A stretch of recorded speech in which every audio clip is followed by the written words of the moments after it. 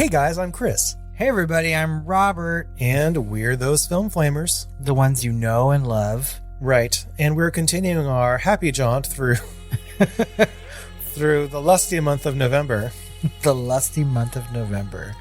That's exactly how I feel this month. We gave you clarity last month with The Fog.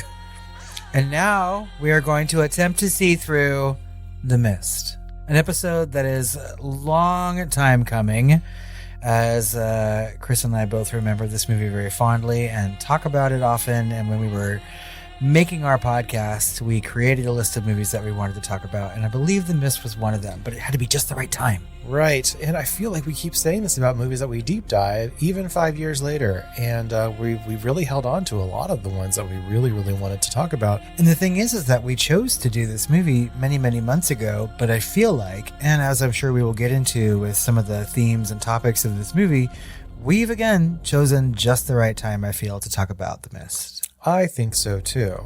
Yes. Speaking of which, The Mist is the 2007 American science fiction horror film directed, written, and co-produced by Frank Darabont.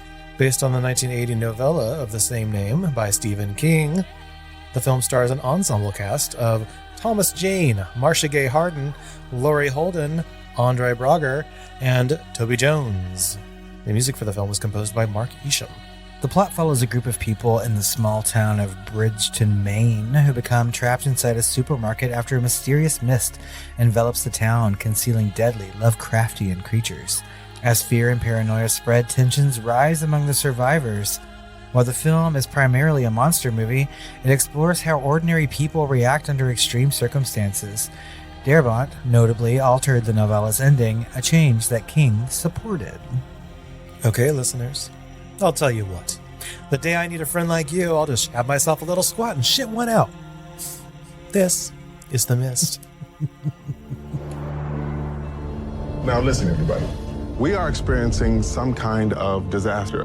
No, it's the end of days. Oh my God. Something in the mist! Shut the doors! Shut the doors! I don't know whether it's man-made or natural, but I do know that it's definitely not supernatural.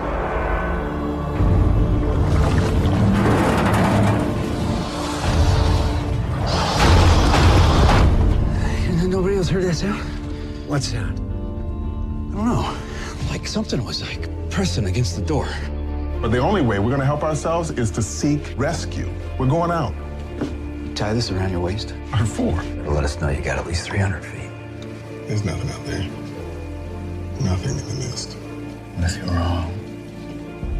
Then I guess the joke would be on me.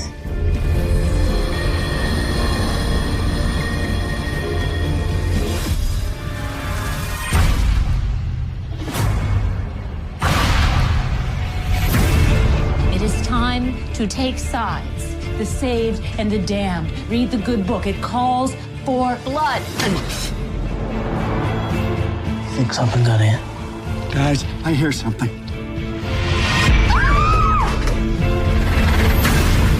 Don't you know the truth? We are being punished. You try it.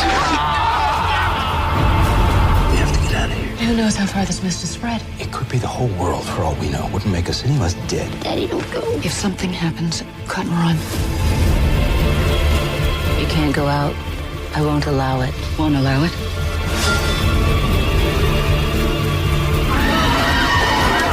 It was them who brung down the final wrath upon us. We want the board. That's what brung down the wrath of God. Promise you won't let the monsters get me.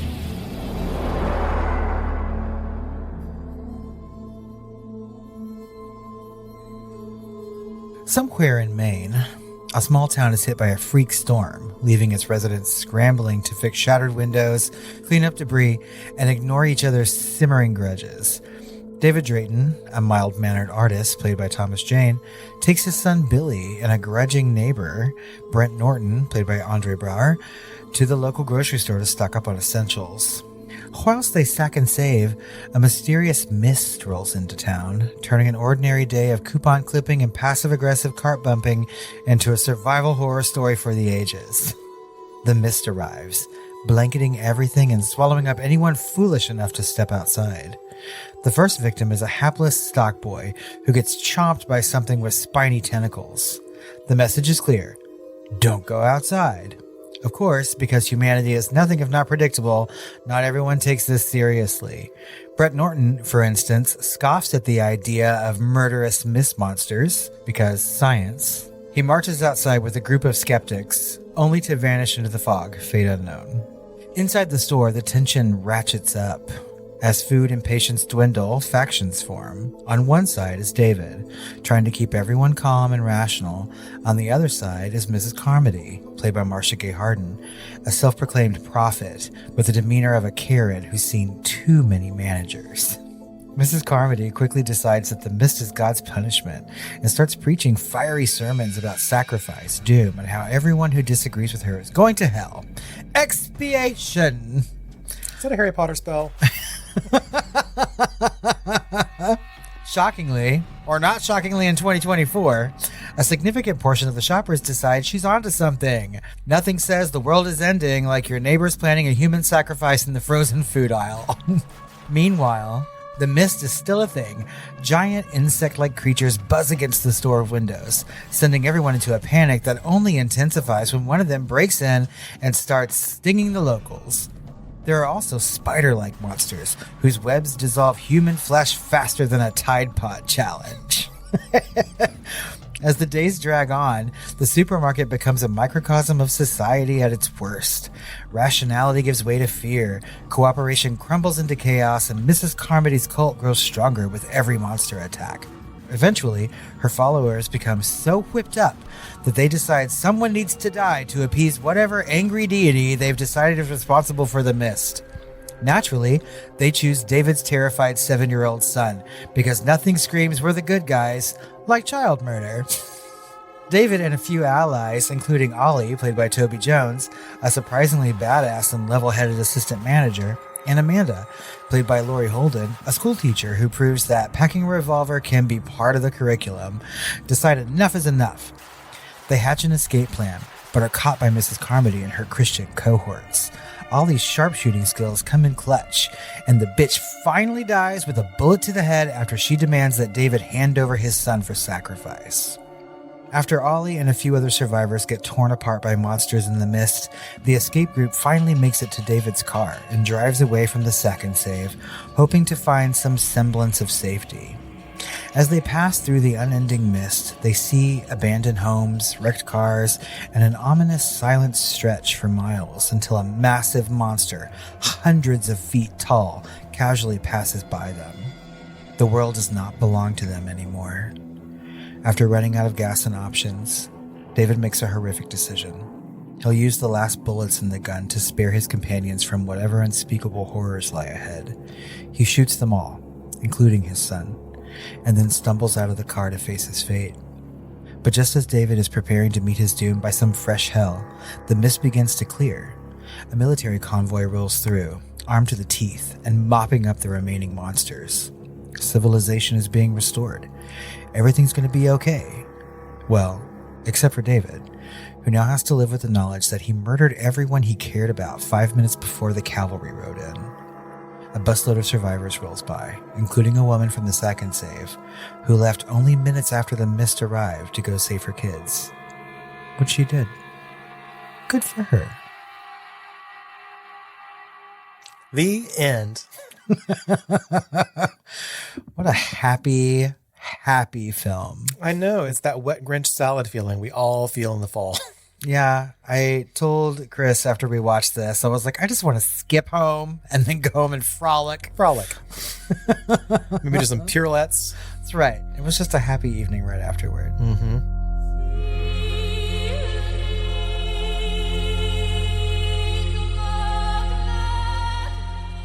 The Mist was released on November 21st, 2007. On a little more than 2,400 screens, it earned $3.9 million opening weekend, securing the number 12 spot at the box office. Other films at the box office that weekend included Beowulf, B movie, and Fred Claus. So, you know, classic films.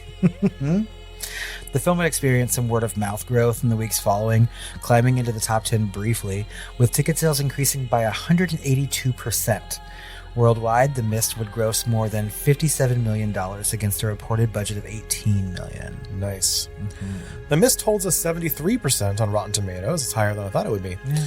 With an audience score of 65. The site's consensus reads, quote, Frank Darabont's impressive camera work and politically incisive script make The Mist a truly frightening experience. CinemaScore audiences gave it an average grade of C. Do audiences know?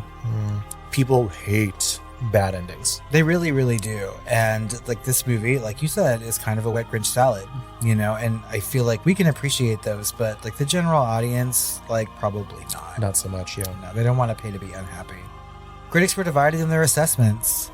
James Bertolini praised the film, calling it dark, tense, and punctuated by just enough gore, adding that it finally did justice to a Stephen King horror adaptation. He described it as a must-see for fans of the genre.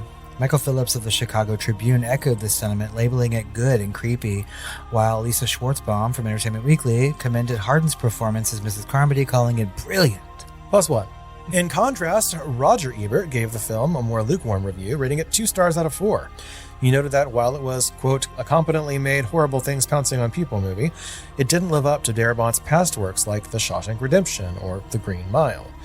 Justin Chang of Variety also had mixed feelings, stating that while The Mist worked as a gross-out B-movie, it fell short in its psychological depth due to one-note characterizations and an inconsistent tone. I don't feel like Justin Chang and I watched the same film. I don't think it had an inconsistent tone at all. And I don't feel that his characterizations are one note, but I also think it's completely different, speaking of Roger Ebert's review, that Shawshank Redemption and The Green Mile are completely different stories.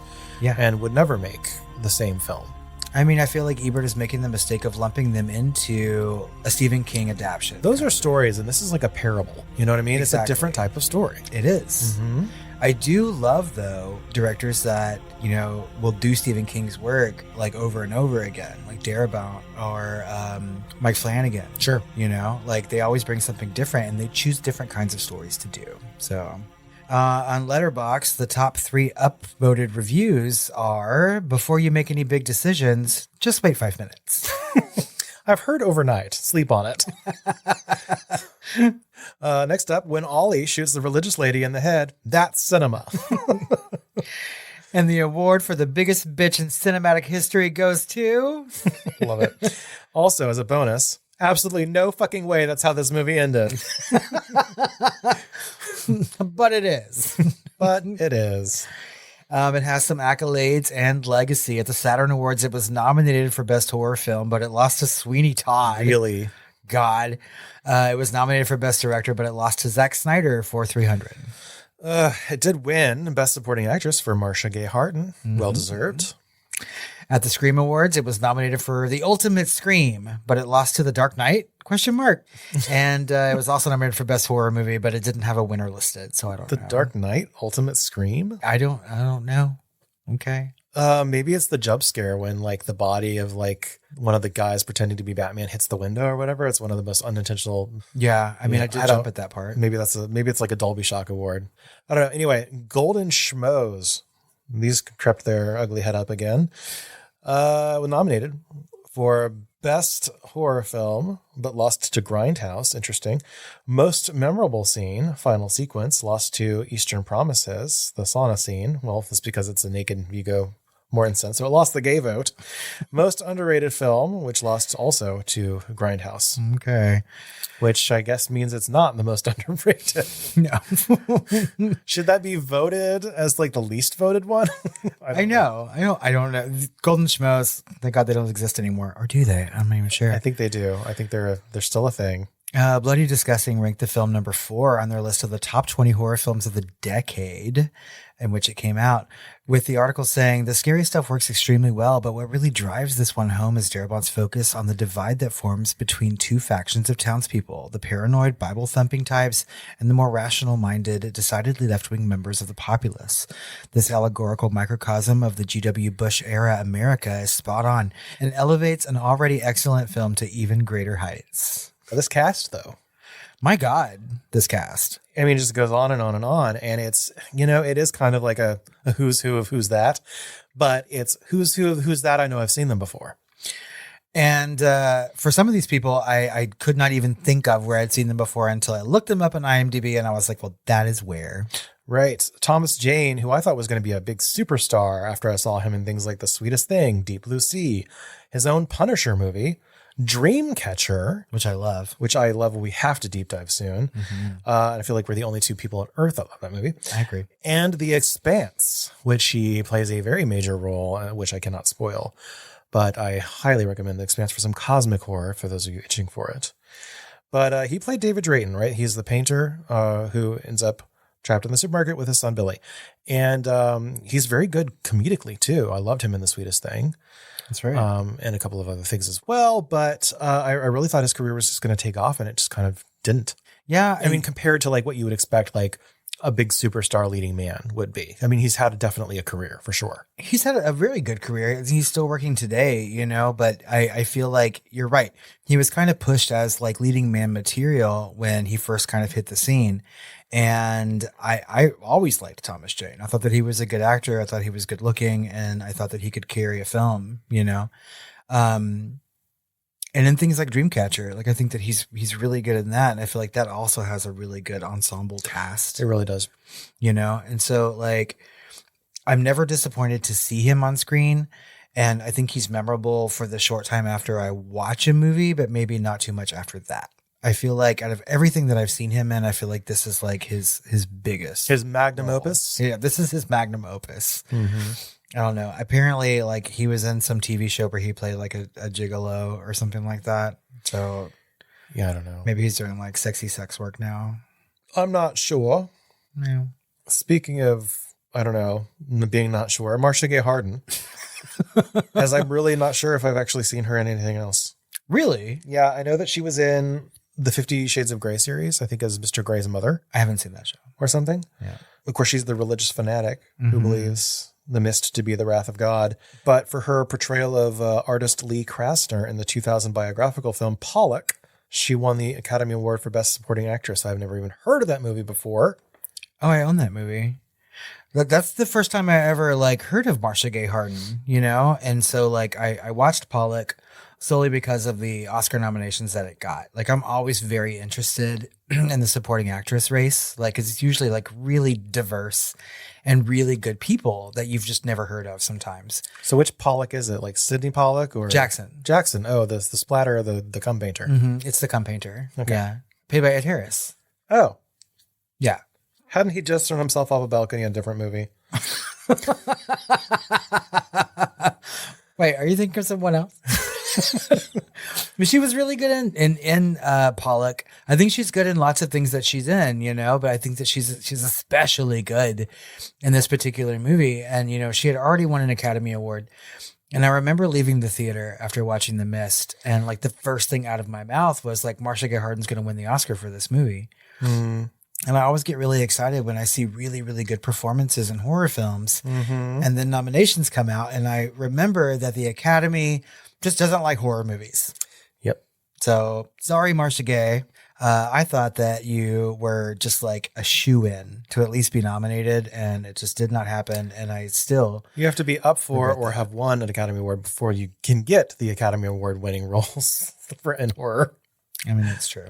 But I think she's great in this movie. I think that like she is like the actual villain, even though we're in a movie that's filled with monsters. Right. She is the monster. Of course. Someday we'll ask Greg Nicotero how he created her. Next up, we've got Andre Braugher, and this is as Brent Norton, the neighbor, the asshole neighbor. That's not really an asshole, but the skeptic, right? He's the big city attorney and David's neighbor whose tree fell on The boathouse. The boathouse. And there was a previous lawsuit that he had lost. I thought I recognized him as someone else in this in my head. And then I watched it. I was like, I don't actually know him. But he was in Glory, Primal Fear, City of Angels, Frequency, Duets, and Poseidon, the new remake, Poseidon from 2006. So he's been in a lot. He does these like really small supporting roles. I think he's a good actor. He's got some presence, you know. A lot of TV, Homicide, Life on the Street, Brooklyn Nine-Nine. Brooklyn Nine-Nine. Yeah. Primetime Emmy Awards, stuff like that. Laurie Holden is in this movie as Amanda. She's like the teacher whom David sort of like latches onto and forms a connection with. Another actress that I thought would just make it big after this, especially after her turn in Silent Hill, in which she did so well. And that is what I was trying to think of the other night while we were watching this movie, because I see her in things from time to time. She has an epically acted death scene in Silent Hill. And in this, she's great. She's a completely different character. She's much more vulnerable in this film. And in the other film, she's a cop. Yeah, she's badass. Right. And she's also in the X-Files as a recurring informant, you know, and then she was more recently in The Boys as the Crimson Countess. She's a brunette in that, though. Oh, yeah. She's kind of striking. And she also like, she's one of those people that when I see, she reminds me of someone else. You know what I mean? And I can never figure out who, but it's just her, obviously. Well, I always like her when I see her. She always does a great job. Same days. Next up, we have Toby Jones, and I think this might be one of my favorite actors of all time. Really? I really do. This guy plays Ollie Weeks, the supermarket's assistant manager who's experienced with guns. He was also, I think he made his debut in like Les Miserables, like the 90s version, Ever After, The Painted Veil, which if you have not seen The Painted Veil, fucking amazing. Is that the one that has Edward Norton? Yeah. And what's her face from The Ring? Naomi Watts. Naomi Watts. Yeah. Excellent movie, excellent music. I haven't seen it. It's about cholera. Anyway, and then The Right, Tinker Tailor, Soldier Spy, the Captain America movies, where he played an ex-Nazi. The Pale Blue Eye, which is more recent. We talked about the trailer a year ago, maybe 2 years. I don't know. And then, of course, the latest Indiana Jones movie. And he was the voice of Dobby in the Harry Potter movies. He was not. Shut Yes. up. I didn't know that. Yeah. He also played Truman Capote in a movie that came out the same year as Capote, right? Where Philip Seymour Hoffman was getting all the awards. Like Toby Jones also played Capote in a separate film, and he was good in that. Well, I always loved Toby Jones. He's great at everything that he's ever played. He brings an empathy to even thankless roles like the Nazi role he played. So it's really interesting. In the Captain America movies? Yeah. And then we have her. The one that we know and love when it comes to Stephen King adaptations, nay, any film that she's in. Frances Sternhagen, or Hagen. Sternhagen? Either way, she's amazing. Rest in peace. She died a couple of years ago as well. She played Irene Ruppler, an elderly teacher, and Amanda's coworker. And of course, she's known for Cheers. She was in Cheers for years. And then she was also in Misery. As we talked about her at length. At least we loved her in that movie. And then she was also in Raising Cain, which I also love. All these movies that have Frances Sternhagen in, and I just think that she's just amazing in all of them. She's just one of these people. When I see her on screen, I was like, I feel like we'd be best friends. Like she'd be the kind of person I would go visit at home and like, let's have tea and talk.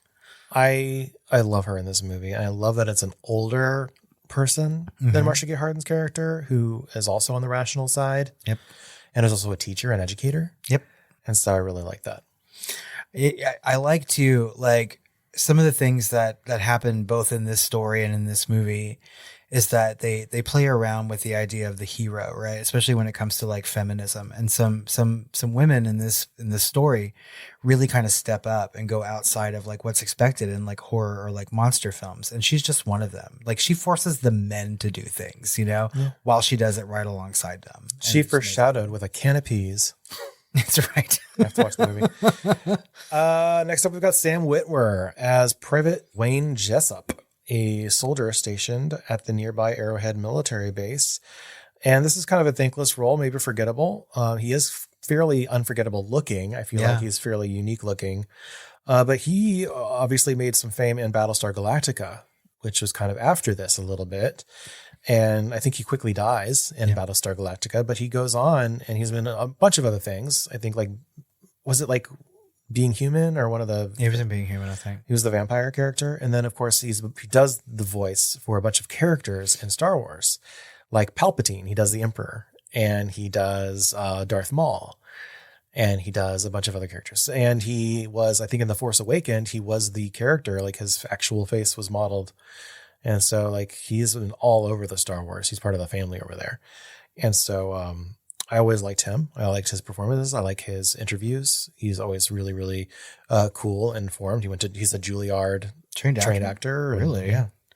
He has a very like statuesque kind of face. You know what I mean? Yes. And like whenever I see him in things, I'm always just like that's just like classic beauty. You know what I mean? He has a very like actory kind of look about him. He's actually a lot hotter now. Oh, really? Yeah. He just gets hotter and hotter as he ages. I'm going to have to fucking look that shit up. Okay. So anyway, speaking of hot, Alexa Davalos as Sally, a cashier at the supermarket and Billy's babysitter. I don't think she's ever looked as plain as she's looked here, and she still looks striking. Yeah, she does look striking. It's all about the eyes. You know what I mean? But like everything else she's in, she just looks way, way less plain. You're absolutely right. So she played Gwen Raiden in Angel, kind of a mercenary who can like control electricity or whatever, which of course is part of the Buffyverse. And she's also played the grown up little girl from Pitch Black in Chronicles of Riddick.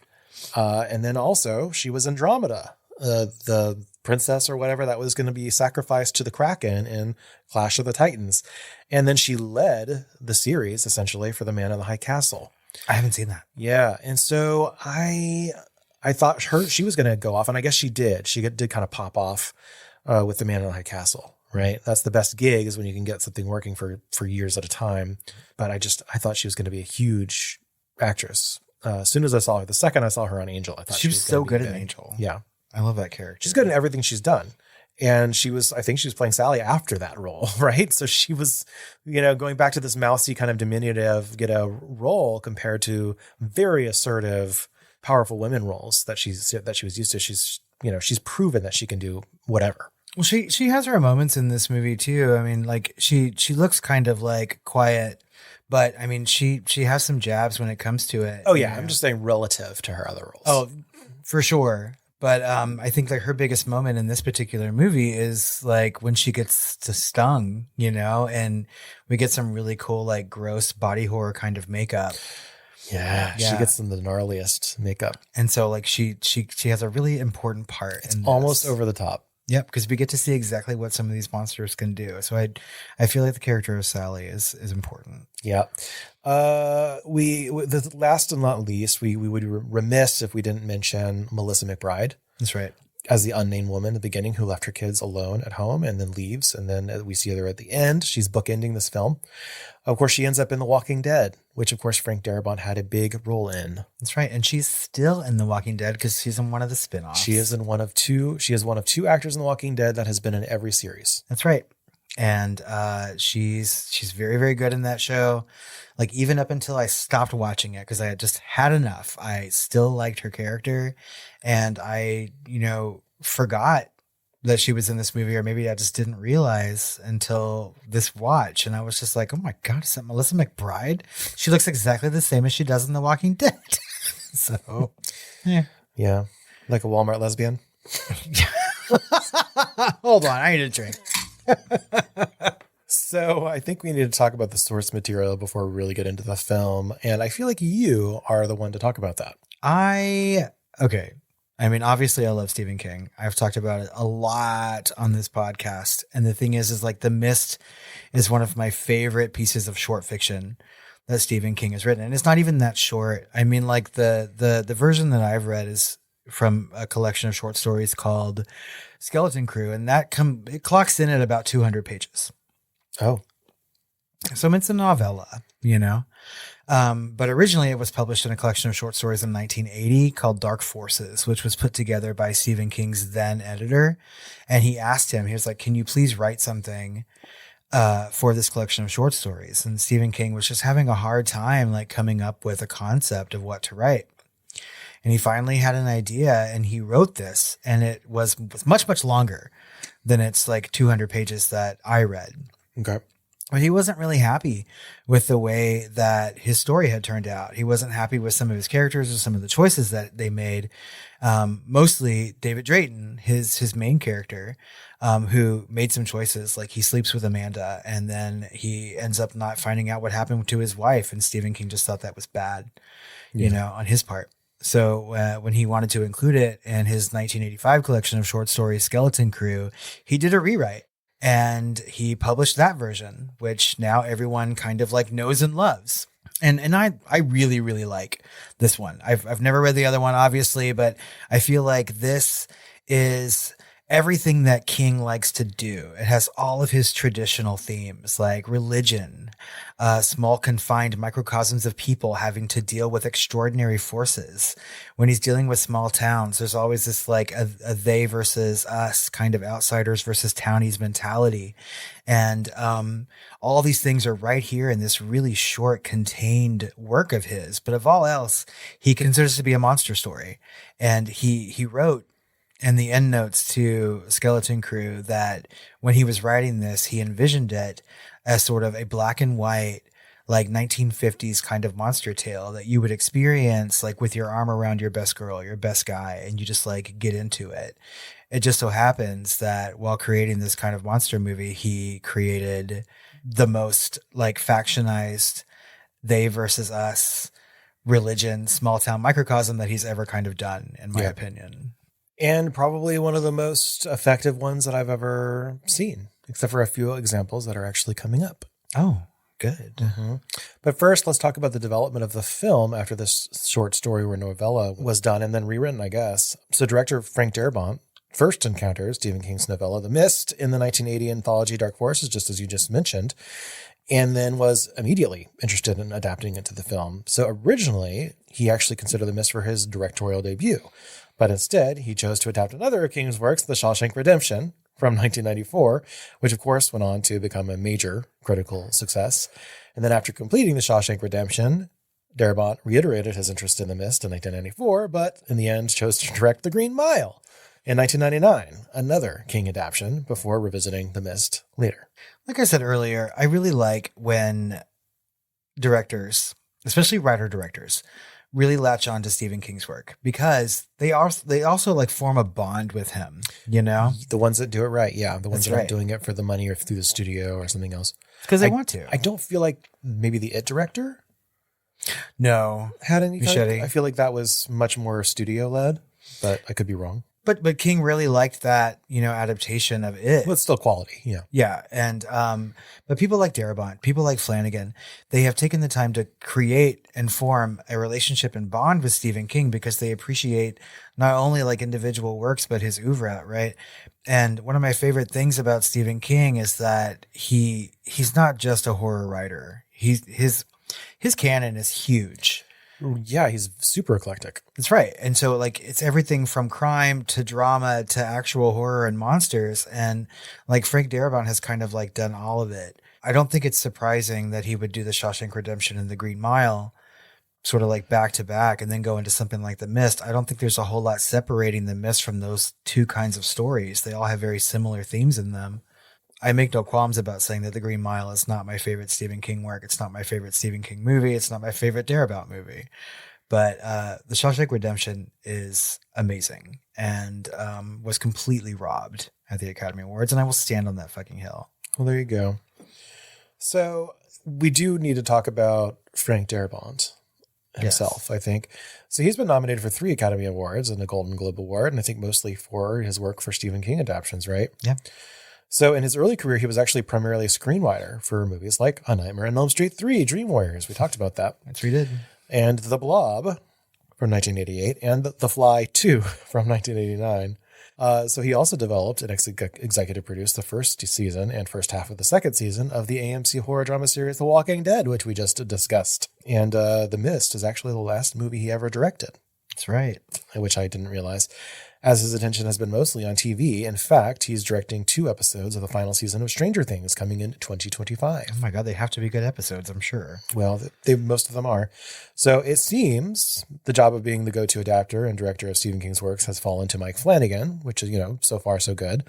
If you are interested in hearing our critique of those adaptions and the process of adapting those, please go back and listen to our episodes of The Shining and Dr. Sleep, right? Because Dr. Sleep talks about what Kubrick kind of got wrong as far as adapting Stephen King's idea of his own story, right? And then what Flanagan did, not only to get the Dr. Sleep adaptation right as far as like the feeling of it, but also kind of put to bed and to right what Kubrick had done wrong by Stephen King in a way. Yeah, and we go into like detail and depth about that, but he really married those two really well. I think the thing that Mike Flanagan does that's very similar to Frank Darabont is that he really elevates the idea of what Stephen King can be, right? And I feel like that's important because a lot of people can be very dismissive about Stephen King's work, but Frank Darabont for sure made it Oscar caliber. And like I said, I was surprised The Mist didn't get nominated for many things while, The Shawshank Redemption and The Green Mile were both nominated for Best Picture. Because they're both horror adjacent. Nope, that's right. Here we go. It's that horror ghetto again. Yep, it's the horror ghetto. 100%, right? So anyway, getting into the film itself, let's talk about the look and feel because we cannot talk about this movie without talking about its cinematography. Oh my gosh. Right. And to me, it's less about photography or aesthetic or creating a pleasing image than it is about framing and lens choice.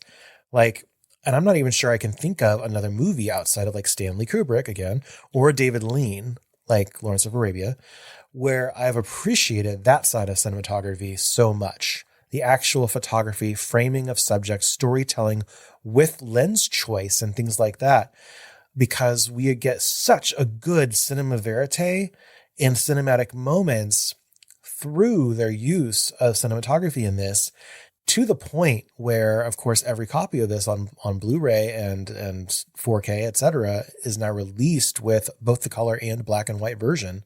In fact, it was originally intended to be black and white.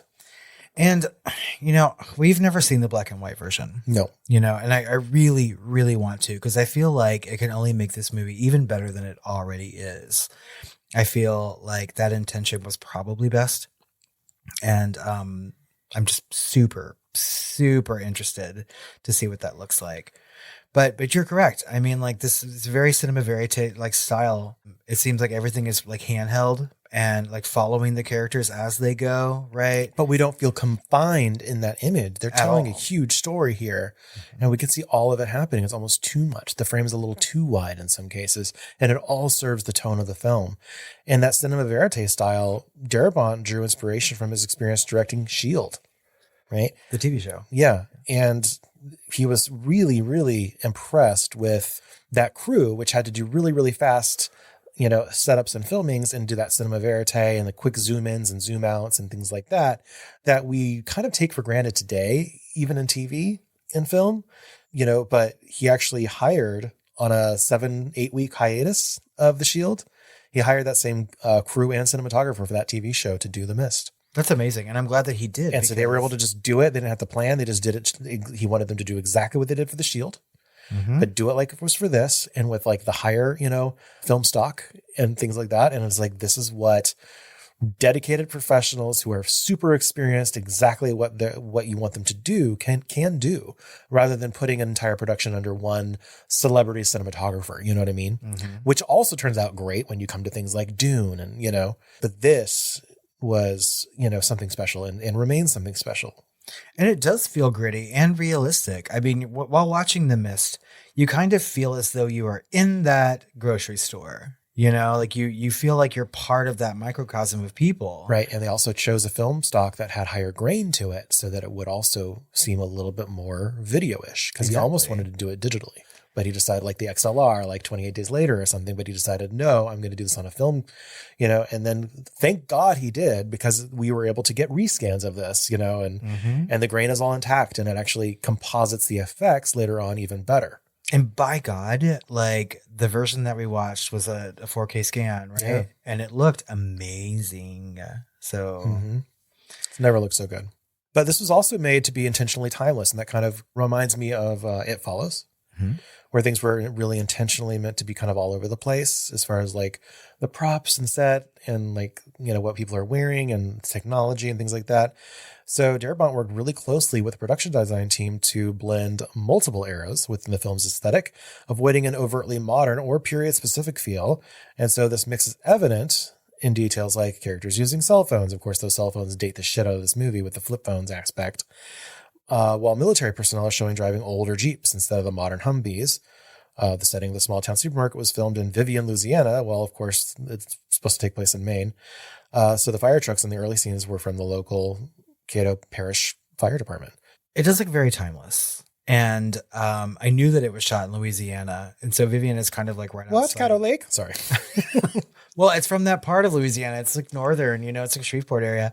And like there are some things in this movie that you can tell are very region specific, like the Zapp's potato chips that are on the shelves, you know, that really only people from the South would know. Mm-hmm. But I love the fact that we're in a grocery store for almost the entirety of this film, but we don't see any prices on things to date where like when it is, like everything is intentionally timeless. And I think he's doing that for multiple reasons. Like this movie could take place in the 50s, like Stephen King envisioned. A lot of people are wearing like either uniforms or they're like they're wearing like jeans and a t-shirt, you know, which are kind of timeless. So. Even the movie posters that David is working on at the beginning of this movie are not from like current films. They're from all over the place, you know? Yeah. And like, I think Darabont was really, really smart in the way that he styled this movie and the way that he cast it and the way that it was acted. Like it really could be today, tomorrow, or yesterday. And it's just impressive. Except for the flip phone. Except for the fucking flip phone. God damn it. I guess those still exist today. I mean, technically. Okay. Off topic a little bit. A customer at work left their flip phone in the cafeteria and someone happened to give it to me because they know I work for the food department in the hospital. And I was like, well, I'll just hold on to it in case someone comes a call-in or whatnot. So it sat on my desk for 4 days. And finally, I was tired of looking at it. So I opened it up. I was like, well, I'll just see if there's a number or something to call. And that battery had 100% charge. Yes. It sat there for 4 days and still had its whole battery. And I was just like, we got to go back. We got to go back to flip phones. Plus, it's like you cannot be so dramatic when you can flip that thing open with the power of your wrist and then flip it closed. That's right. And sometimes I just want to be like bitchy dramatic. There's just no style answering a goddamn smartphone. Anywho. So, creature effects were also part of the design of this film, which have a distinctive look, right? Because like some of the creatures have a kind of a similar look as far as like their facial features in a way. Like you look at those flies and like the another flying monster and then like the spider, they all kind of have like these weird kind of similar faces, almost as if they're kind of from like the same dimension or whatever the fuck they're coming from in the mist. Right. Right? Unless we can't see a face, like with the thing with the tentacles or, you know, the giant thing that was walking across. But the creatures were really only described in a few sentences in the novella. So Darabont sought to create new designs, but specifically designs which felt unique. So Greg Nicotero, who was versed in film and genre history, reviewed past creature designs to avoid duplicating earlier screen monsters. Also, he had just seen Pan's Labyrinth. Yep. Right. And so he asked Guillermo del Toro to introduce him to whatever effects house helped them do the creatures and the CG and things like that. And of course, he sent them to Cafe FX. And they look amazing. They don't, you know, you could tell I'm really champing at the Mondegreen or whatever to watch the black and white version to see, because, you know, like the less color and the more grain and things like that make effects a lot more composited. Yep. Right. And so they looked way better than I remembered. Maybe because of the rescan. I don't know. But damn. It still looks good. It still holds up. Doesn't take you out of it too much. You know, even though it's like 20 years old almost. They still look better than the last time I watched the movie. Yeah. You know, because I've seen this movie a handful of times, and like the last couple times that I watched it before watching this rescan, I was like, oosh, you know, like we've made some headway when it comes to like creature effects, at least digitally. But this time around, you get to see a little bit more definition in them. You can see the faces a lot better. God, this movie is 18 years old. Yeah, thank you for that. Fuck me. And I saw it in the fucking theater. Me too. And I was in my mid-20s when I saw it in the theater. So, I mean, there you go. Dating ourselves. But like the faces on these monsters, especially like the spiders, like they make them actual little characters, you know, because they kind of they have their own little facial expressions and their bodies are doing things. And like, it's kind of none of it's good. They looked better this time. And no, I mean, none of it's good as in none of their facial expressions are good, meaning they're going to fucking kill you. That's right. Everything in there is deadly as CG fuck. is great. Creature monsters. The design. Can you imagine though? Like if those, I know you don't like spiders. Okay, but those were like the perfect size spiders for me to hate. Mm-hmm. And then there was like a fucking big ass one at the end. And then addition to that, they have like fucking webbing that peels off your skin. Yep. What the fuck? I know. It's just What like is this, Australia? This is like your what? Probably. So I never visit that Oh continent. my God, that's what the mist was. It's the portal to down under. The whole time we were watching it, I was just like, this is probably the part of the movie that Chris would nope out of. He was like, well, I'm going back to the store. Like, crikey.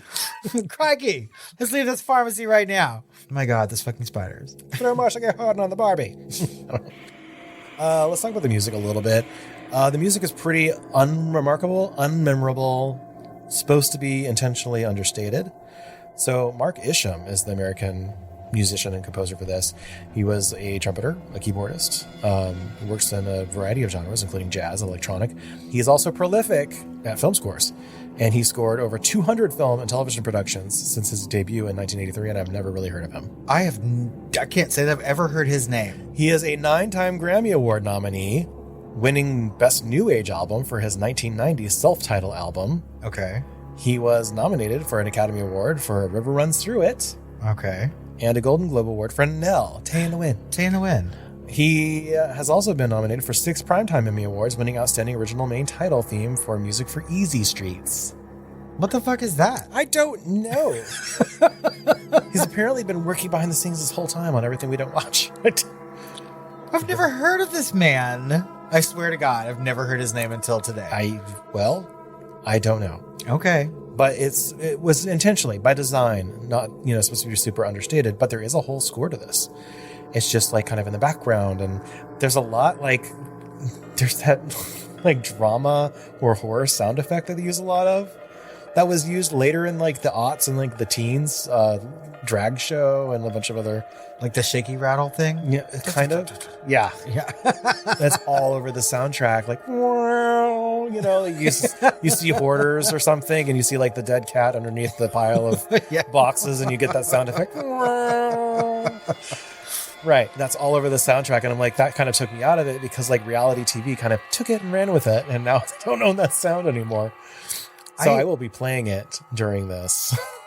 Thank God, because I don't remember it from the movie. The only times I remember music from this is when there is some sort of like choral arrangement going on in the background. And that's not even Mark Isham. That's at the end.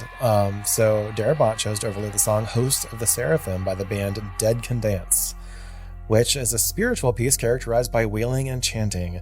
So as a fan of Dead Can Dance, Darabont thought the song played as, quote, a requiem mass for the human race. The song apparently came out originally in 1988. It was reused for the end of this, which is why to me it seems kind of out of place. It seems maybe too over the top and dramatic. Agreed. I like it, I'd appreciate it, and I think even back then I was like, what is this music? Because it's super dramatic out of nowhere when the rest of the score was all like cinema verite background, And I don't know why he made that choice. I mean, I recognized the group name Dead Can Dance. I couldn't tell you anything about like them or their music, but the only time that I feel like this particular piece is kind of fitting is when the escapists are leaving in David's car and they're driving by the grocery store, the supermarket, and people are watching them kind of drive away, and everything's kind of like slow-mo and like the main part of the movie is ending. And I think that that's a good use of that music. However, they use it way too much after that. And I'm like, that's enough. Like if you want to tug at my heartstrings, you're already doing it via the action. Yeah. And you don't need to add all the like fucking background wailing on there because Right. Afterwards, I was like, isn't this Gladiator? Is this like Lord of the Rings or like what's happening here?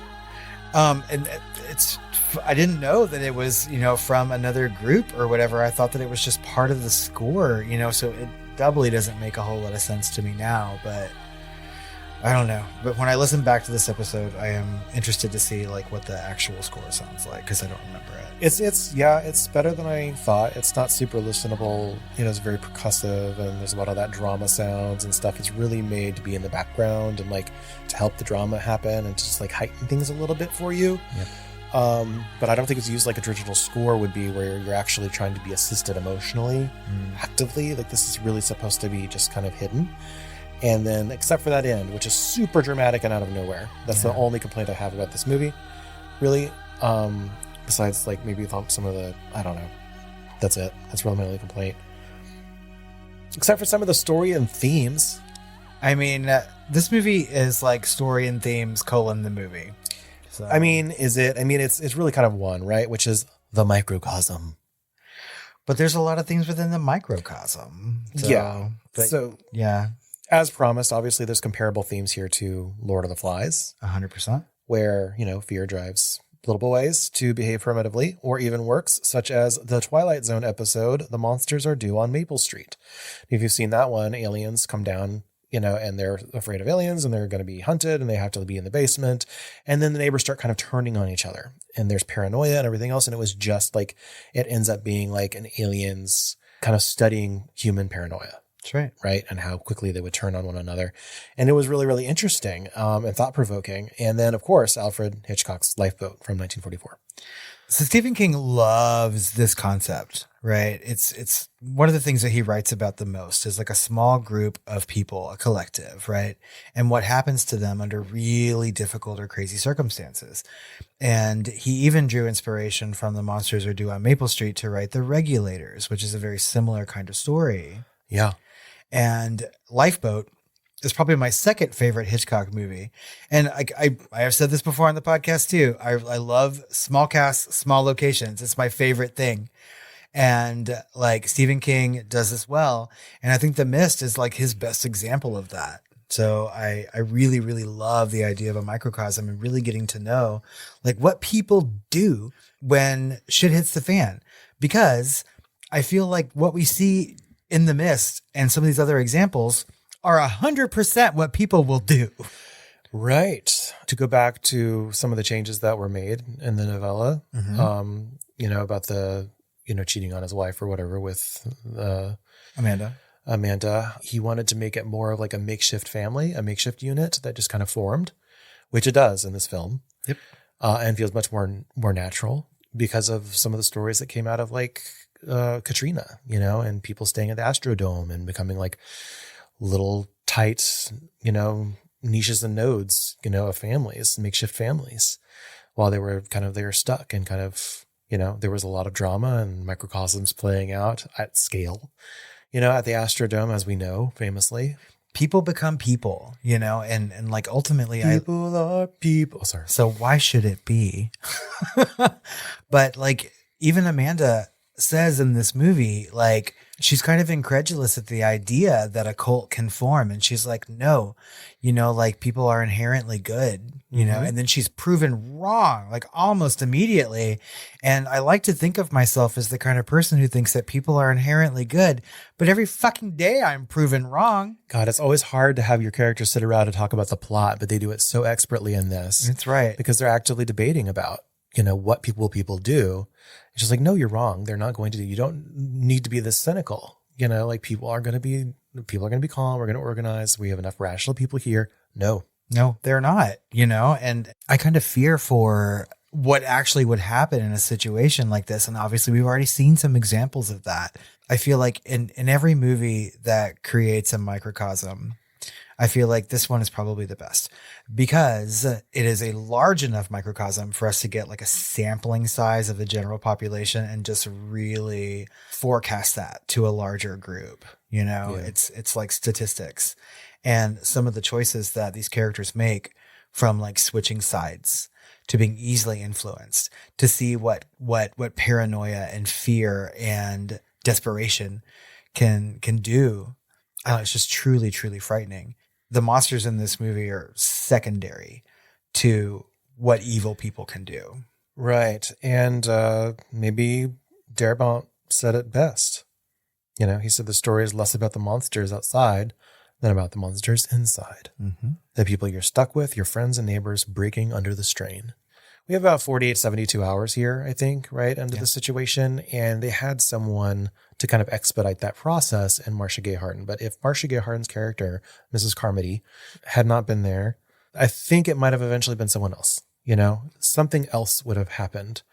People, we saw a microcosm early in the film. It was just the men trying to solve a problem and just doing stupid shit so they could get that dopamine hit in an emergency and feel useful. Right. And so it's like, doesn't have to be religion, doesn't have to be politics, doesn't have to be, it could just be cabin fever. Yeah.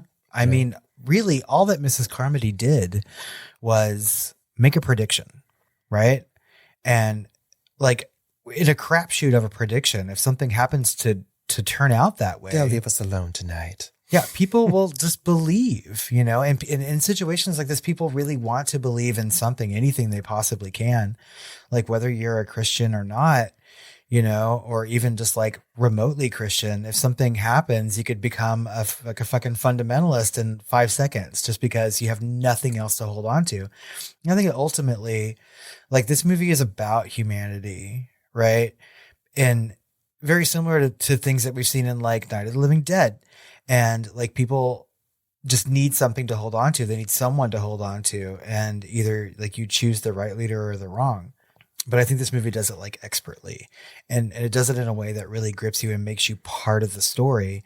Just like Darabont said, like those monsters are secondary. They're all around them. But like the thing that I'm into the most in this is what's going to happen to these people because of the people. Yep. And you get so invested into all of these characters. Like when I was in the theater watching this and Mrs. Carmody gets shot in the head, right? And this happens in the novella, but I fucking clapped out loud, you know, and I never do that in theaters because I'm respectful. I still remember in the theater, people started like hollering a little bit, like, woo, you know? Yeah. I mean, because like you're so in it and she's so believable in this role, you know, Marcia Gay Harden, and you kind of hate her so much for the actions that she's taking, you know, but like, I didn't stop to hate the other people who were following her, even though they did some bad things. Like she didn't actually kill anybody, you know, she fucking like Charles Mansoned all of it. But it's just truly fucking frightening to see like the lengths that people will go to when they're just scared. Like the butcher stabbed the soldier to death and they like mosh pitted him outside and watched him die. Yep. And like, it's like that is scary. That's fucking horror, you know, and I love it. Oh, yeah. Well, we can't talk about the horror without talking about the ending. My God, how fucking postmodern could this possibly get? So Darabont devised a new, darker ending for this film, which Stephen King praised for its boldness. King acknowledged that Darabont's ending was a stark departure from his more conventional feel-good conclusions, often expected by studios, remarking, quote, "The ending is such a jolt. Wham! It's frightening. But people who go to see horror movies don't necessarily want to be sent out with a Pollyanna ending." Nope. That's true, although some really do. They want things to be wrapped up in a perfect little bow. I think Americans do. Right? I don't know. Like, we see The Witch, or even ambiguous endings like It Follows and stuff like that. People are really complaining about it because they want popcorn horror. They want date night horror, right? Yep. And they're not really horror fans. No, I think that like there's a difference between obviously movie and film, which we talk about a lot. That's where the horror ghetto comes from. Yeah. I mean, like you don't have to have everything wrapped up in a nice fucking bow in a horror movie. The thing is that like horror is kind of sad and shocking and scary. And those are not traditionally positive feelings. There's no reason to have something positive after 90 minutes of negativity. Like it's okay to have kind of a downer ending. I think that's way more realistic, you know, and like this ending is really shocking. I didn't see it coming because the thing is that this movie is a really fairly faithful adaptation of this novella with a few changes, you know? And so I was like watching this for the first time in the theater and I'm like, all right, it's pretty much following the story. I know what's going to happen. And It's not what happened at all. And it really, really fucking shocked me because Stephen King ends his novella on a sense of hope, right? They're driving in that car. They're like thumbing through the radio and they're not getting anything but static. And suddenly David hears one word and it's like Providence, right? So it's a New England town. It's also a word that means hope. Sounds like a zombie movie. Yeah. And so they're like, okay, he feels hopeful. That's not what this movie is, even though there's hope all around him, you know? Well, in a way, you get more of a better ending for humanity in this movie than the novella because the mist does clear. That's right. And so we know that the world goes on and like the human race is going to survive, but at what cost for this one particular man? So he becomes his own fucking microcosm. Yeah, at what cost for the microcosm? Exactly, right? And so it's not just a wet Grinch salad ending. It's perhaps one of the most, if not the most famous or infamous endings to a horror movie or any movie ever. I would agree with that. Right? People are talking about this today. It's still showing up in top 10 endings for any movie, regardless of genre. If you search Reddit for The Mist, right? There's so many Today I Learned posts about this. And they're like, today I learned that Stephen King liked the ending to this movie better than his. And I'm like, at this point, it's common knowledge. You know? Well, for us, for the nerds. Yeah. But I mean, like, it is. I feel like this is a super polarizing ending. You either really like it or you really don't. I think it makes or breaks the movie for a lot of viewers.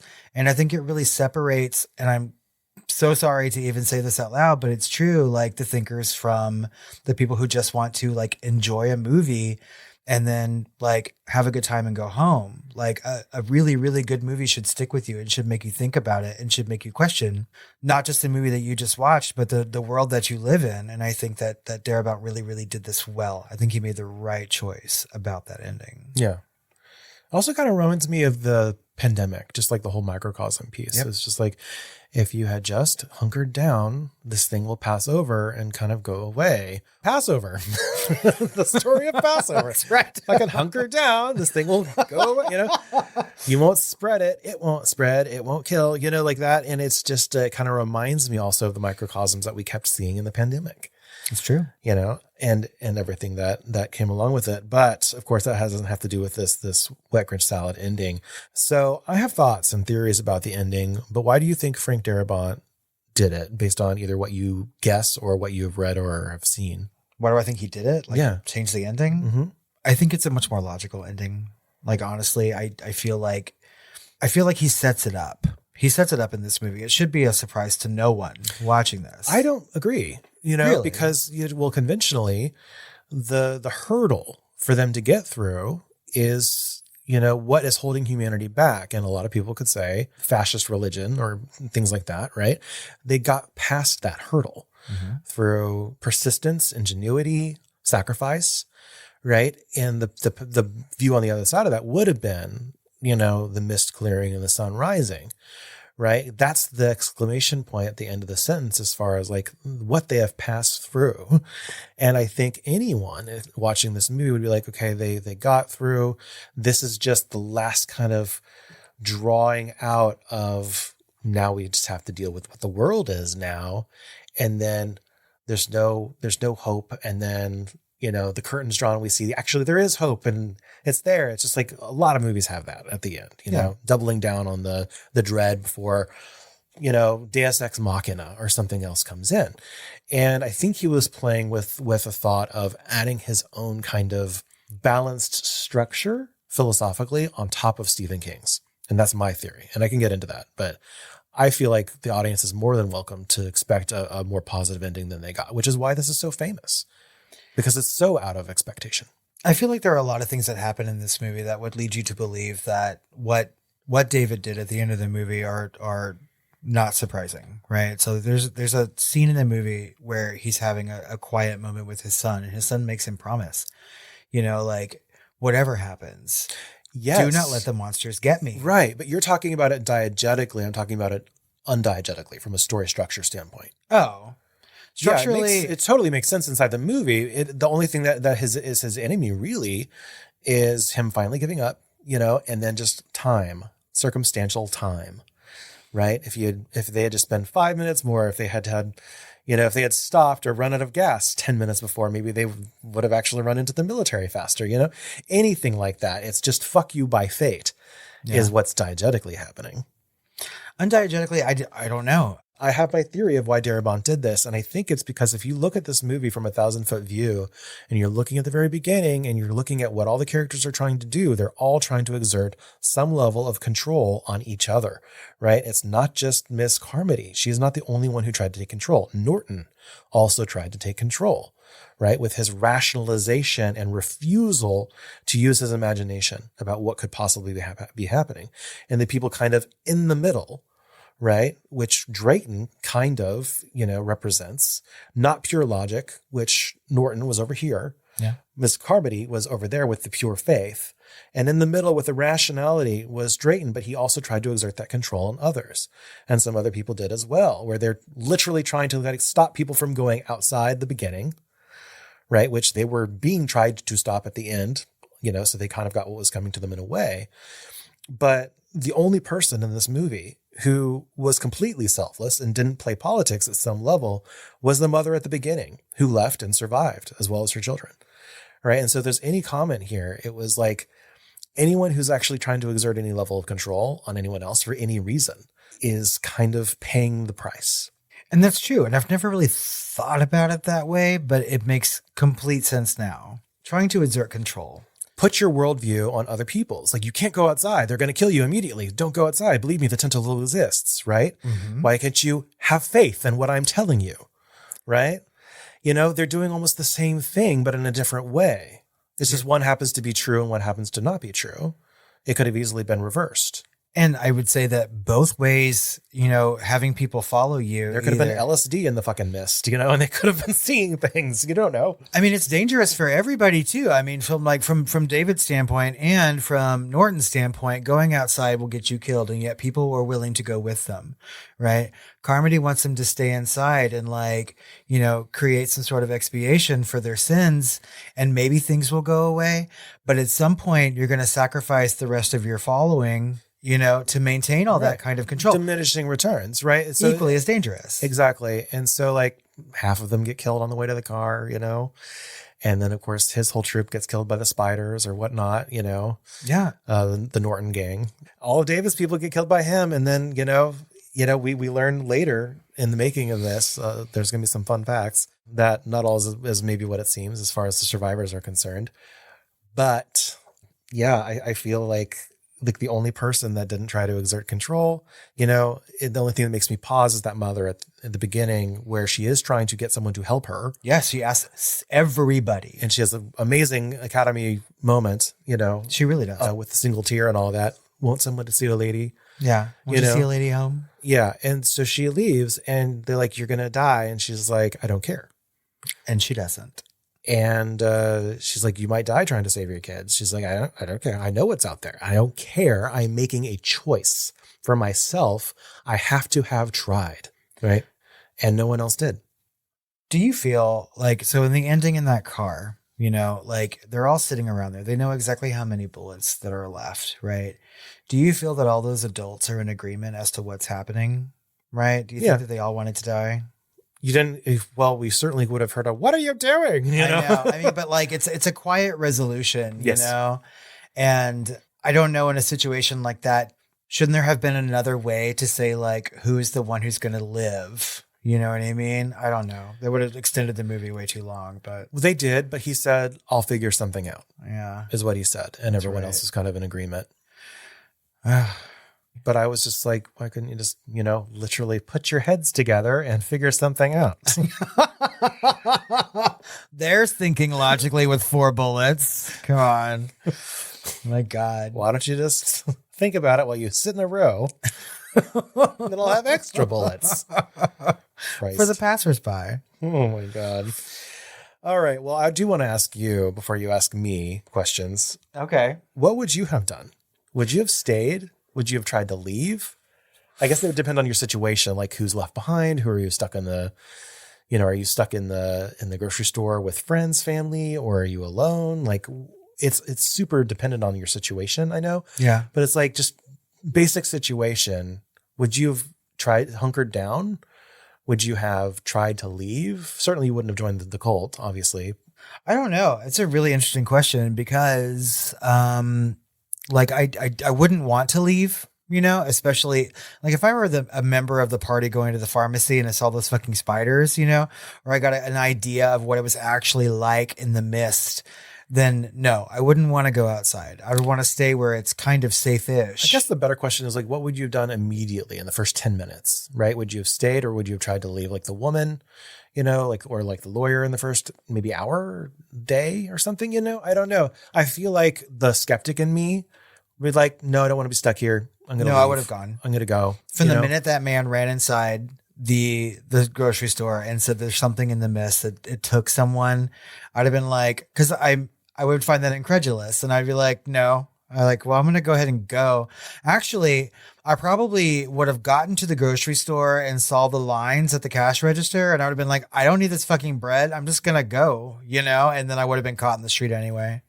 I don't know. I would have been like, I have built a church in the back rooms and I would have put all the church people in there, but the generator would have been on. Oh my God. Yeah. Breathe the Kool-Aid. I don't know. Jesus. Actually, that's really smart. You'd have been like, okay, there's plenty of room for pews here. I found some Bibles on aisle 4. Aisle 5 has the Zaps. We're taking the Zaps aisle. Yeah, I don't know. I would have probably been incredulous and probably left. Or, you know, at some point, like where we haven't mentioned that they did really feel, I feel like if Marcia Gay Harden hadn't been there, they probably would have stayed hunkered down. Yeah. Right? They felt an imminent danger. Like you felt the balance is tipping. What is more dangerous, the mist or the situation inside with the cult? Right. And you started to see those balances kind of tip from disagreement to like, they're going to start murdering people. Right. And so at that point, you're like, actually, the taking my chances in the mist might actually make more sense than staying in here because I feel like he's lucky he got to sleep after coming back from the spider thing and he was like asleep most of the day. Yeah. I would have been too paranoid to sleep. I would have thought someone's going to try and fucking kill me in my sleep. Well, especially since he called it, you know, he was just like, that's dangerous. Yeah. You know, and then Amanda's like, no, it's not. It's fine. And then like he woke up and it's not fine, you know, like how quickly it turned. And that lady that killed herself at the beginning with the pills and yeah, see, I would never have done that. No, I would have way not done that because you're just like assuming that's the way the world is, you know, and it's just like, come on, yeah, that's just short-sighted. I understand, like, because I was thinking about this while we were watching it too, and I was just like, why the fuck did she kill herself? And then I was thinking about it after the movie ended, and there's something to be said about being scared, right? And being so scared that you just think there's no going back from it. I don't think that you and I are that kind of people, but those people exist, you know? Or she might have been religious just in a different way. And she might have bought into everything that Marcia Gay Harden's character was saying. But then instead of a follower, she just decided to do something. So she was her own expiation, you know? Or maybe a loved one of hers died. I don't know. Yeah. There's a lot of things. And that's why I like this movie, because it's microcosm. It takes a village. And that was after the fly invasion, right? So she saw the monsters and stuff. She saw the monsters. She was in charge of a kid at that moment, and she still killed herself. Yeah. So, cowardly. I don't know. It would have been there's a pharmacy next. Let's get the Vicodin and like literally make some Kool-Aid. I'll just have a good time. Free vacation. Oh my God. It's okay. We have some more questions. So is The Mist a horror movie? Yes. I mean, on every sense of the word, like structurally, it's a horror movie. Thematically, it's definitely a horror movie. But I mean, if you wanted to look at this from a drama standpoint, like I feel like as far as horror movies go, it's the closest thing to horror adjacency with being actual horror, you know, like, you're making a face at me, but like, There's so much drama going on in this. No, I get what you're saying, but this is a straight up horror movie to every degree. Yes. Right. There's no adjacency here. No, but I feel like the drama aspects are. But you could lift out all the monsters. You could lift out all the mist. Exactly. If they were just locked in. Yep. Into that grocery store, then that's the horror adjacency. Mm-hmm. Or even full horror. Yep. Well, sometimes horror adjacency can be full horror, you know? I mean, like, depending on how you spin it. There's multiple horror movies in this movie. And that's what makes it amazing. Were you scared while watching The Mist? I was scared, yeah. From multiple levels. Existentially, spiritually, spiderally. There have been several points in my life where I have just been terrified at the general population of our country, right? Either from just who I am as a person or like being a gay man from whatever angle, right? And the time that this movie came out, you know, like right around that like second term of G.W. Bush, you know, I was just like, my God, like what is wrong with people in general? And watching The Mist was kind of cathartic in a way because I was like, oh, I'm not the only person who feels this way, clearly. Yeah. You know? And another time that I kind of feel that way about the American population in general is right now. So I'm really interested to see what kind of horror movies come out of this, but it scared the shit out of me when I was watching. Of course, he probably wrote this during like the Reagan Revolution or something. Oh, Jesus Christ. What'd you rate The Mist? Oh, what did I rate The Mist? I think Feels like it's got to be a 4.5. Yeah, I think you rated it 4.5 on Letterboxd. For me, this is a perfect movie. Like I felt this when I watched it for the very first time. I left that theater thinking like, my God, I've just seen a revelation. You know, when I'm thinking about like my top 10. Yeah, I think I rated it excellent in every category because, of course, I have the new Scans movie calculator that I created. Right. And you put it in there and you're 4.5. And I did. And I think the only thing that I had to rate good instead of excellent was the sound and music. Yep. Because I have a problem with the end music and the other music is not to be really talked about, you know, and the sound is like not super special. It's all about the visuals, visual storytelling, acting, all that. And, you know, there's no problem. It's above average. Yeah, certainly. But it's not, you know, like best in class Lawrence of Arabia tier stuff. Almost everything else is, I have to say, it's up there. Right. And so that's why it's a 4.5 in my book. I really, that scans. that does scan. I love we're going to add that for every episode now. That scans. This is an amazing movie. I think that we talked about its timelessness. I think that's accurate. I can't ever see myself watching this and not loving it and not like feeling a certain kind of way about the ending or being affected by it. And I think that that says something about this kind of level of filmmaking. Yeah. I feel very similarly about The Shawshank Redemption. And I feel like Frank Darabont knows how to make a really good movie that's effective until I watch The Green Mile. Mm-hmm. But that's just me. Everyone else seems to love that movie. Finally, who's the hottest guy in The Mist?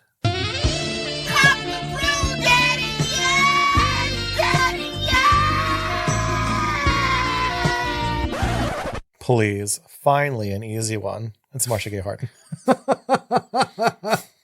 Well, when I want a hottest guy like Marcia Gay Harden, I'll just have myself a little squat and shit one out. Oh my God.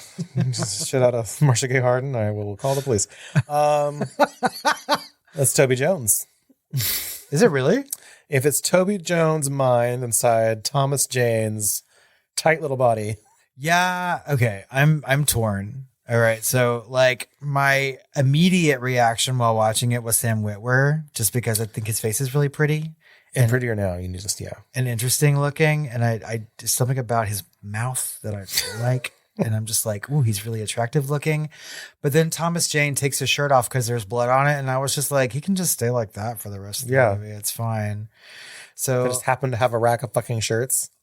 I know. There's t-shirts at the grocery store. I guess there probably are now. But I mean, I'm going to go with Sam Witwer because I think that he is super interesting and actually very dreamy. And I would have been very busy in that grocery store fucking Sam Witwer and not paying attention to the cult being created. Yeah.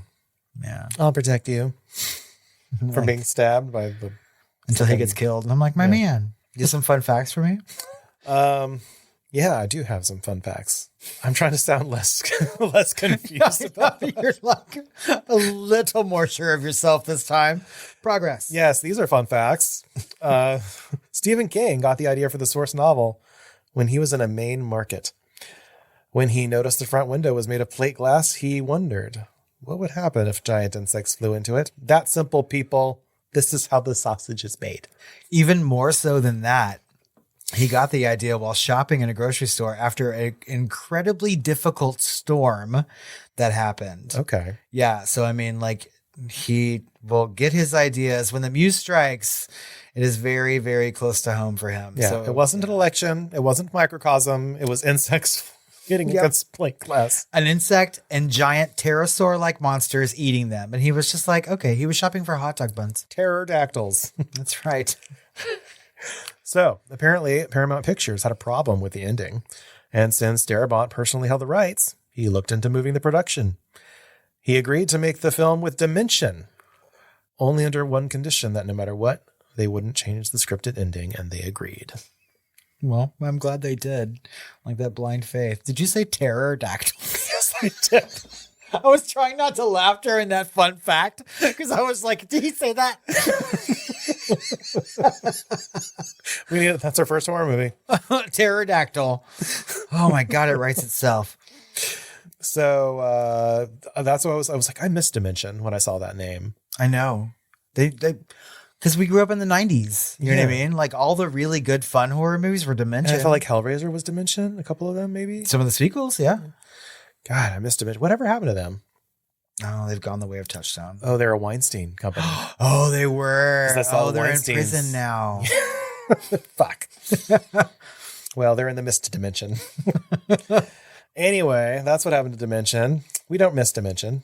Forget we said that.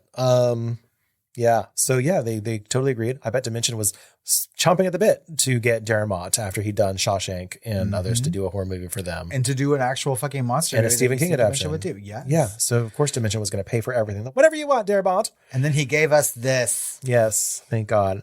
So veteran actors William Sadler, Jeffrey DeMunn, and Brian Libby, all of whom had previously worked with director Frank Darabont on The Shawshank Redemption from 1994 and The Green Mile from 1999, were cast in supporting roles. Interestingly, Sadler, and that's the guy that was in kind of like the members only get up, kind of the mechanic in from the beginning to the end, ended up being with them in the pharmacy, and then later on he joined the cult because his mind broke or whatever.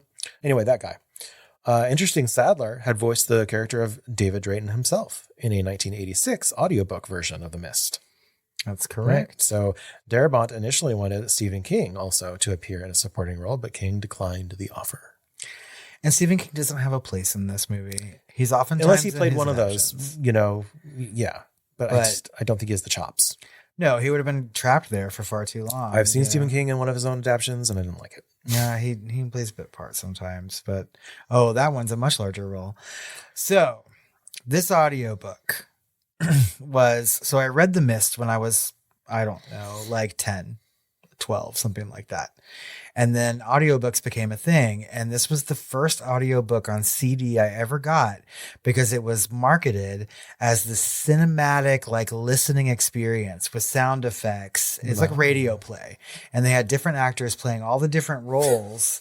And New technology, The Shadow, featuring Orson Welles. I don't know. Exactly. I mean, it was nothing new, but CD. My little like teenage self, when I got that CD, had such the biggest fucking boner for it. I listened to it all the time. It was the most amazing thing. So thank you, William Sadler, for making my childhood. I would like to listen to that. amazing. I didn't know it was going to have all the sound effects. I thought it was like a typical. Oh, no. It's amazing. I will look for it on eBay because it's probably the only place you can find it. Well, it's probably on YouTube. Probably someone put it on. Yeah. Oh my God, you're right. I forgot we live in the 21st century. We do. All right. So during an action scene in the film, a man runs into a wire rotating bookshelf in the grocery store. If you look carefully, you can see that all of the books on the shelf are written by Stephen King. Now I'll catch on fire. Yeah, and at the beginning he's painting the Dark Tower, That's right. You see it, or the thing on the wall. And, it was supposed to be modeled after the actual studio of that artist and stuff like that. So also, in the pharmacy scene, when David Drayton is collecting a comic book for his son, Frank Darabont proposed to Thomas Jane that he should grab a copy of The Punisher War Journal, since Jane played The Punisher 3 years earlier. Jane declined because he had a falling out with the producers of The Punisher franchise and decided not to return for a sequel. He instead grabs an issue of Hellboy as a shout out to his friend Ron Perlman. There you go, Thomas Jane. I saw him do that. I was like, why did they do that as an aside? That's interesting. And he did grab Hellboy. I didn't realize what comic it was. He grabbed it so fast. Mm-hmm. And at the end of the film, when the rescue truck with Melissa McBride passes by David, Thomas Jane, Frank Darabont originally wanted a second truck to pass by David. This one would have been filled with various people from the market, including Jim, William Sadler, Bud, Robert Traveler, and Mr. Mackey, Ron Clinton Smith, and most of Mrs. Carmody's ex-followers, indicating that they were rescued safely from the store and making David realize that he and his group should never have even left the market in the first place. Unfortunately, most of the extras and other actors had already left because their parts were finished. So Darabont had to scrap the idea. I would have fucking hated that, only because he wouldn't have survived that. Well, he might have, because they shot Miss Carmody in the head, if you recall, and then they ran. Right. So the big problem, they solved the problem and still ran. Yeah, you're right. If they were just going to shoot her in the head and solve the problem, then they could have just stayed. That, oh my God, that's very fucking true. You know, like the rest of those people were sheep. He could have been like, stop. Yep. I think they could have reasoned with them at that point, but you know, she did get people and convince them enough to try and sacrifice his son, which I didn't get. I only got from the synopsis. I never have gotten that in the movie. I thought they were going to let them go, but not the son. I thought they were trying to save the son from certain death. And that was just their viewpoint. No, they wanted to kill that boy. Did they ever say that outright? Have I missed that every single time I've watched this movie? They said we want the boy. I know they said they want the boy. I thought they were trying to, I just assumed they were trying to save the boy. Oh, no. And they were going to let the others go. Because they kept shouting like expiation, like they wanted to kill that kid, you know, like they were ready to murder that child. Yeah, I just never connected that they had gone from 0 to 100 like that. And in the book, it's more than that. Like, well, 50 to 100 because they already killed that soldier. Yeah. They wanted to kill both the boy and Amanda, right? And so, like, I think it was kind of common knowledge that maybe David had slept with her. I'm glad, because that would have taken away from her sacrifice scene in where she is sacrificed in Silent Hill. Do you remember her death scene? I do. I really want to. While I was watching this, I kept thinking about, like, we need to do Silent Hill. And I was like, maybe we should have changed the poll on Patreon to include something else. You didn't see that until I showed it to you just a number of years ago. I know. So I really would like to talk about it on the podcast. And I don't think you liked it that much. No, I liked it. I liked it way more than I thought I was going to. Yeah. My Letterboxd rating is... I feel like Silent Hill is still pretty unique. Fairly high. And they really pulled it off. Like, even to this day, those creatures. Ugh. Anyway. I mean, Pyramid Head. Pyramid Daddy alone. Oh, yeah. Ripping off fucking skin. Anyway, last one. Stephen King says he was genuinely frightened by this adaptation of his novella. Frank Darabont described that as the happiest moment of his career.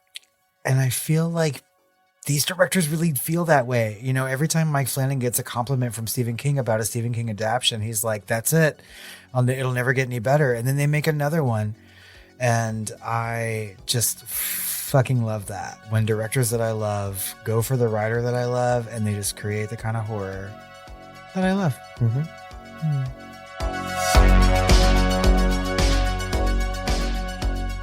I think that just about wraps up our conversation on The Mist. As always, we would like to know what you think about the movie, that ending, and our conversation about it.